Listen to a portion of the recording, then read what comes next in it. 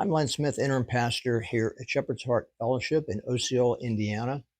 Today we're continuing the fourth in a series on what happened to the apostles after the biblical record.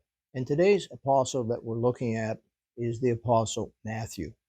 Many of you are familiar with the Gospel of Matthew, the first gospel of the New Testament, and I'll be sharing from three different sources some information about really what we think happened, but we can't be sure, to Matthew after the New Testament record.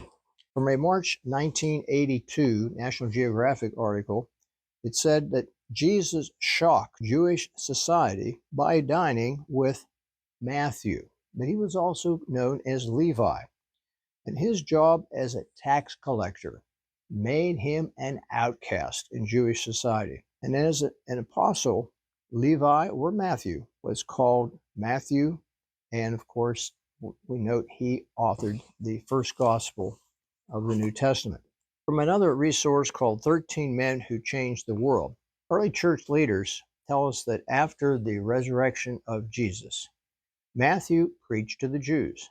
This we can believe. Even if history tells us little, the Gospel of Matthew gives us many clues, because in his Gospel he presented Jesus as the Messiah, the promised deliverer of Israel. He was portrayed as the son of Abraham, the son of David, the son of man, who fulfilled Old Testament prophecies.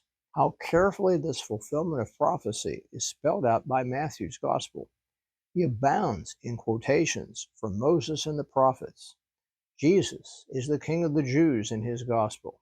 The kings of the East come to worship him, and Pilate acknowledges his kingship with the placard, "This is Jesus, the King of the Jews." To Matthew, or Levi, Jesus is the Jewish Messiah. He writes his gospel in Hebrew, and according to tradition, he takes his own people as his mission field, and he died a martyr's death in Ethiopia. As I've said in early series, some of these traditions may be contradictory. From the resource called the Bible Almanac, it says, "We do not know what happened to Matthew after the day of Pentecost." In his Book of Martyrs, John Fox stated that Matthew spent his last years preaching in Parthia and Ethiopia. Fox says that Matthew was martyred in the city of Nadabah in AD 60.